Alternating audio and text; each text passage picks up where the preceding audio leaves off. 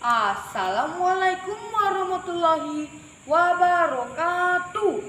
Tabe salamat limun alatai salam sujud karendem malempang.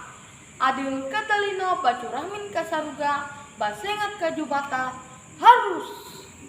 Perkenalkan, nama saya Fadel Muhammad Rizal dari SDN 4 Menteng, Palangkaraya, Kalimantan Tengah. Nah, hari ini bercerita tentang legenda Kalimantan Tengah dengan judul Hantuen. Cerita ini saya ambil dari buku cerita rakyat Nusantara. Pada zaman dahulu kala, di Barasamayang hiduplah seorang gadis yang sangat cantik. Ia bernama Tapi. Ayahnya adalah ahli pembuat keranjang rotan dan topi dengan tepinya lebar. Nah teman-teman, topi dengan tepinya lebar biasanya disebut tanggui gareng dan digunakan pada upacara adat. Pada suatu hari, saat Tapi mandi di sungai, tiba-tiba topinya tertiup angin kencang. Wush! Tapi lalu kebingungan. Aduh, tapi ku hanyut.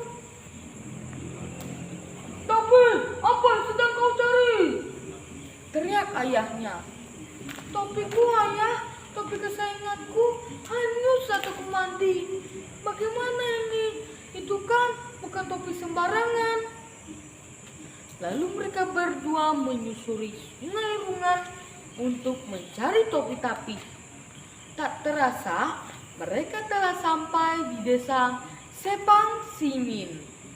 Ternyata topi Tapi ada di desa itu, dan topi Tapi ditemukan oleh pemuda tampan bernama Antang Kau. Ayahnya menawarkan hadiah sebagai ucapan terima kasih. Namun pemuda itu menolaknya. Antang Kau hanya ingin menikahi Tapi, dan pernikahan pun digelar dengan meriah. Setelah menikah, pengantin baru harus tinggal di rumah orang tua masing-masing secara bergantian. Adat itu dirasa berat oleh Antang Kau dan Tapi karena dari asal Tapi, yaitu desa Barasamayang, ke desa Sepang Simin harus melewati hutan yang lebat. Setelah berembuk, penduduk itu pun bergotong royong untuk membuat jalan pintas yang menghubungkan kedua desa tersebut. Dan juga mereka mendirikan pondok untuk melepaskan lelah. Pada suatu hari, salah seorang pekerja merasa heran. Barang-barang yang diletakkan di pondok itu sering hilang. Dan bukan sekali saja, beras, bahan makanan, bahkan pakaian juga hilang. Mereka pun merasa rugi. Lalu mereka membuat jebakan pada malam hari. Mereka pun berpura-pura meninggalkan pondok dan seolah-olah pergi bekerja. Tetapi sebenarnya mereka mengintip dari balik semak-semak. Dan disitulah mereka melihat seekor angkes masuk ke pondok. Teman-teman, angkes adalah hewan sejenis landang. Hewan itu pun menggoyang-goyangkan tubuhnya, dan tiba-tiba saja angin bertiup sangat kencang. Wush, wush, wush. Hewan itu pun berubah menjadi pemuda tampan. Serentak para penduduk itu menyerbu pondok dan menangkap pemuda siluman angkes itu. Ampun, jangan hukum aku. Memangnya apa yang bisa kamu lakukan? Mengembalikan hasil curianmu. Aku berjanji akan menyelesaikan pekerjaan kalian dalam waktu 3 hari. Jalan pintas ini akan siap digunakan. Dan ternyata memang benar teman-teman. Jalan pintas itu selesai dalam waktu 3 hari.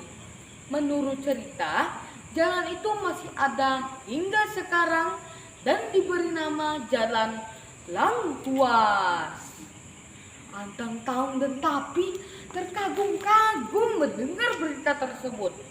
Mereka pun menganggap pemuda itu menjadi anak mereka.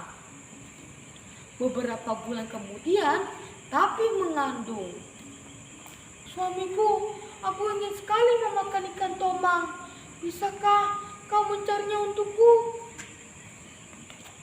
Baiklah istriku, demi anak kita apapun permintaanmu akan aku kabulkan. Antang Taung pun pergi ke sungai dan berhasil menangkap seekor ikan tomang. Saat pulang, dia terburu-buru dan ikan tomangnya pun ketinggalan di perahunya. Begitu sadar, ia kembali ke perahunya dan betapa terkejutlah ia. Hah? Mana ikan tomangku tadi? Loh, kok ada bayi di sini? Wah, cantiknya. Istriku pasti sangat senang. Sebaiknya saya bawa saja bayi ini. Dengan sukacita, Antang Taung membawa bayi itu dan menyerahkannya kepada Tapi.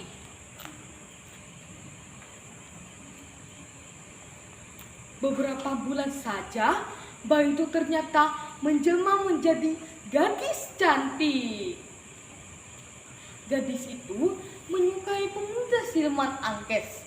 Dengan restu dari Antang Taung dan Tapi, mereka melangsungkan pernikahan dan mereka sangat bahagia.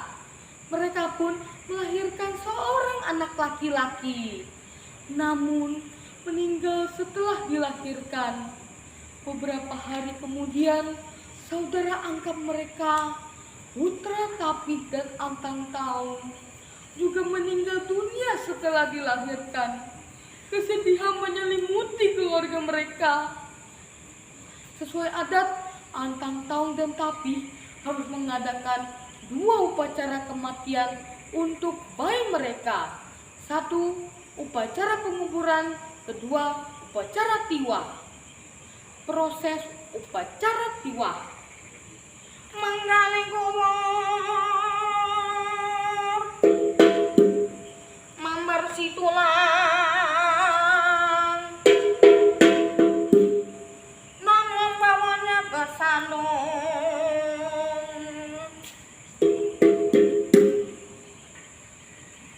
Mendengar saudara angkat mereka ditiwahkan, siluman Angkes dan siluman ikan tomang juga ingin melaksanakan upacara itu, tetapi ditentang oleh Antang Taung dan Tapi.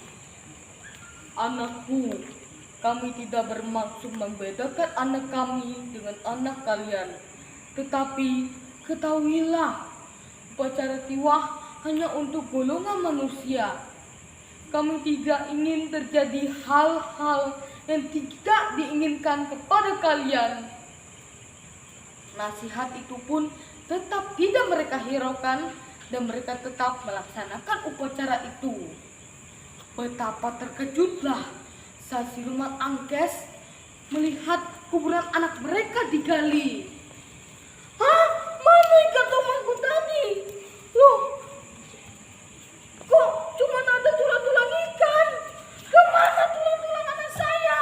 Mengapa bukan tulang-tulang manusia? Warga yang menyaksikan kejadian itu berbisik-bisik.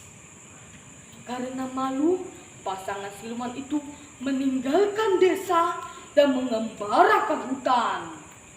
Sampai akhir hayatnya tinggal di sana, mereka melahirkan banyak keturunan. Keturunan mereka disebut Hantuen. Banyak Hantuen yang meninggalkan hutan dan menikah dengan manusia biasa. Dipercaya Hantuen memiliki kekuatan gaib, yaitu bisa berubah wujud menjadi hantu jadi-jadian.